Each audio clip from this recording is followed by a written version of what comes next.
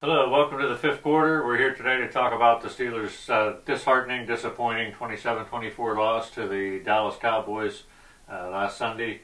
What else needs to be stumbling down the home stretch. Yes, it's a fourth loss in 5 games for the Steelers.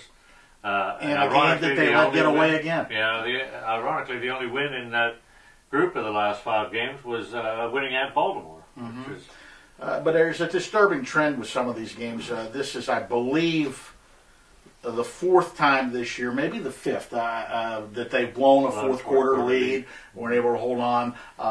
Some other, the turnover ratio is becoming alarming. Mm-hmm. It's now they're minus 15 turnover-wise. Yeah. And they got at least one, I believe, this week. Harrison with the fumble. Yeah.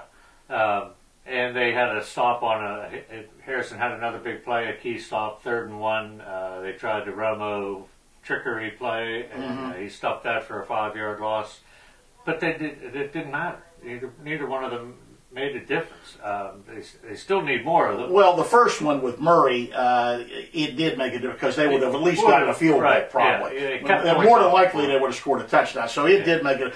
But, minus 15 at this point in the season, turnovers, that is an alarming trend. I wrote a follow-up column about the Steelers' defense. Nobody fears this defense anymore. James Harrison, I think it was Sports Illustrated, did a big piece way back that he was the most feared defensive player in the league.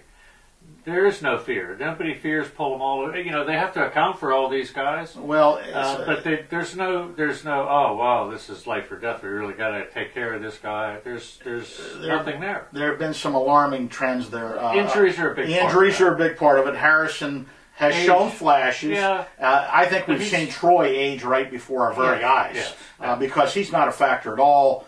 He's flying around, but he's not doing it. And then the other guy, who is actually a younger guy, and they paid a lot of money to, and I really question, I said this all the way back at the beginning of the season, that I questioned, what kind of shape he was in.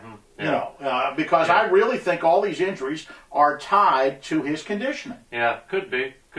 And I think really they're kind of the glue to the secondary that has come apart pretty much is Ike Taylor. It really has exposed the Steelers secondary without having him back there how vulnerable they are. Well, for all the people, the Ike Taylor haters, I think you're seeing just how valuable he is right now. Oh, yeah. And you got guys like Josh Victorian and Curtis Brown and Golden. Now they just signed Justin King. They're really hurting at cornerback. Yeah, they are.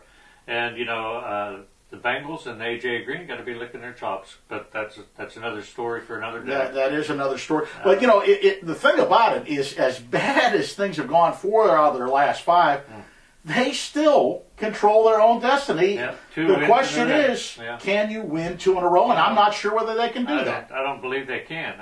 They've only won half the games they've played so far, so I'm thinking they're more than likely to go 1-1 the last 2 games and not make the playoffs.